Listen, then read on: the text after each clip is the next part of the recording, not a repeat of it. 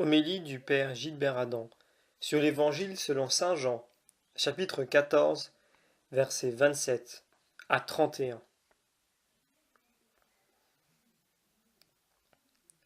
Je vous laisse la paix, je vous donne ma paix. Ce n'est pas à la manière du monde que je vous la donne.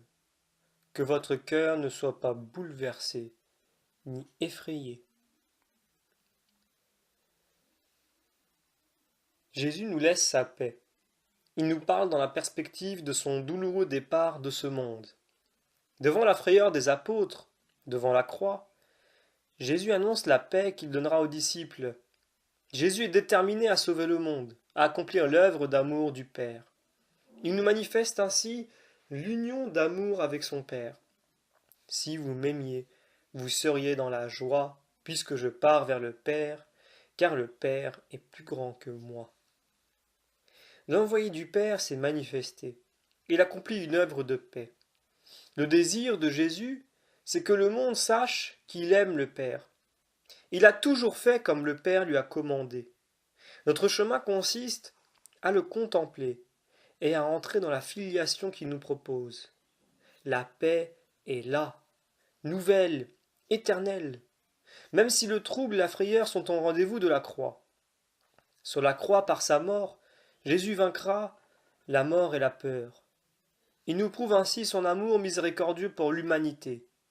Dans notre vie, la souffrance est inévitable depuis le jour où le péché est entré dans le monde.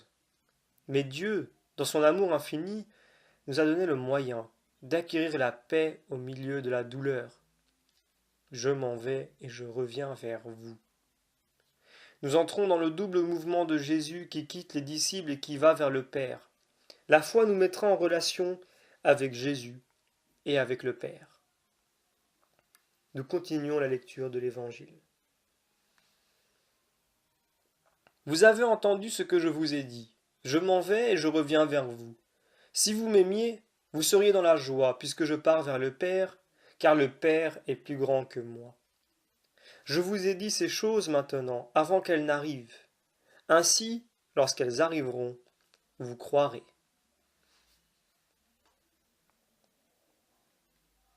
C'est une partie de l'histoire de Jésus, parmi nous, qui s'achève. Elle engendre un grand silence. Une nouvelle création est initiée par Jésus qui répond à nos demandes. Jésus revient à la source qui est son Père. Il aime son Père d'une manière totale, inconditionnée.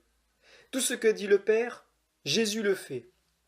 Certes, il lui en coûte de boire à cette coupe. Seigneur, éloigne cette coupe, mais non pas ce que je veux, ce que tu veux.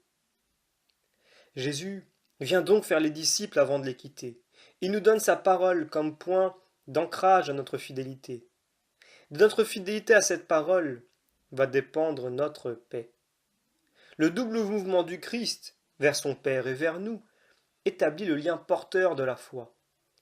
Notre vie humaine, unie à celle de Jésus, devient un sacrifice qui nous sauve du mal et du péché. Toute souffrance humaine, unie à la croix du Christ, rachète désormais le monde. L'amour de Jésus provoque notre amour de disciple. Nous sommes attachés à lui avec le même amour dont il est attaché à son Père. Dieu, amour, suscite en nous un amour inconditionné.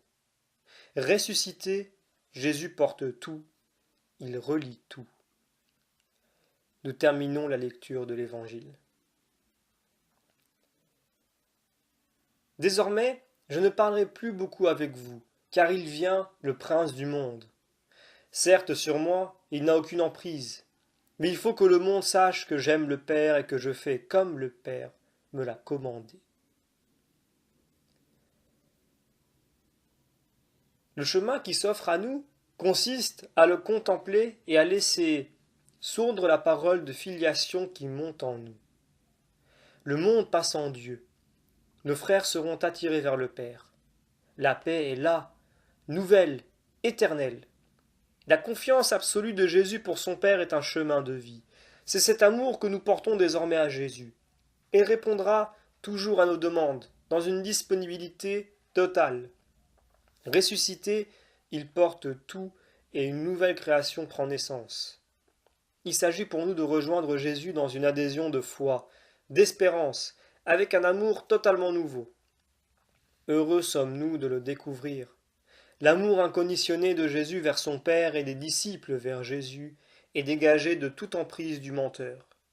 Jésus nous manifeste l'exclusivité absolue de son amour. Notre paix est le fruit de l'amour infini.